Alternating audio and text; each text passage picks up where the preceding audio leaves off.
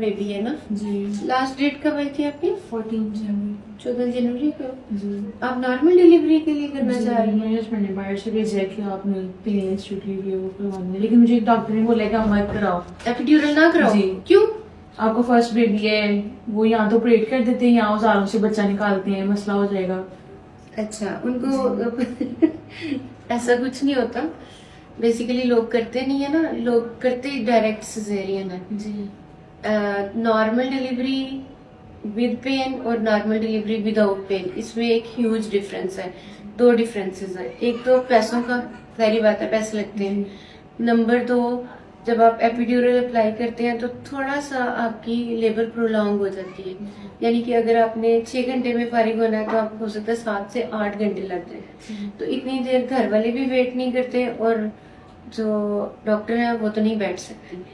मैंने एपिड्यूरल का स्लोगन इसीलिए उठाया कि लड़कियों की नॉर्मल डिलीवरीज होनी चाहिए बाहर की सारी लड़कियां नॉर्मल डिलीवरियां करती हैं हम क्यों नहीं करते जी। मैं बहुत ज्यादा वेट करती हूँ लेकिन वेट इस सूरत में होता है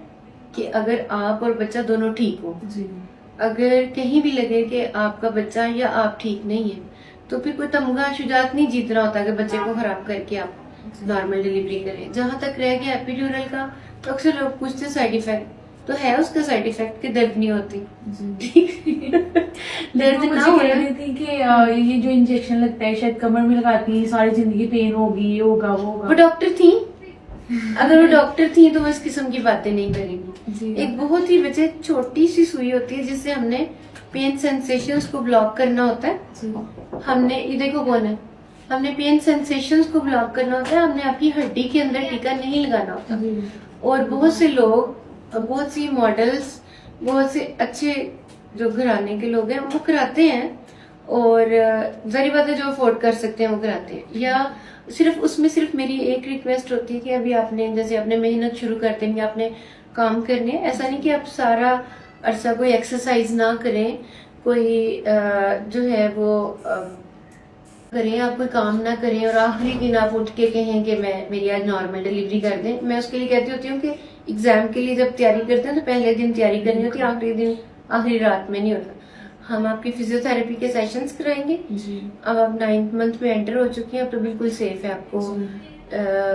पेल्विक फ्लोर की एक्सरसाइजेस होंगी then I will see after 10 days कि आपकी नॉर्मल डिलीवरी आपका बिशप कैसा है तो you should go for epidural delivery आपकी देखो एपिड्यूरल में जब आपको पेन नहीं होगी तो आप अच्छे तरीके से करेंगे दूसरे शहरों में तो होता है जैसे सियालकोट में मैंने पहली दफा स्टार्ट किया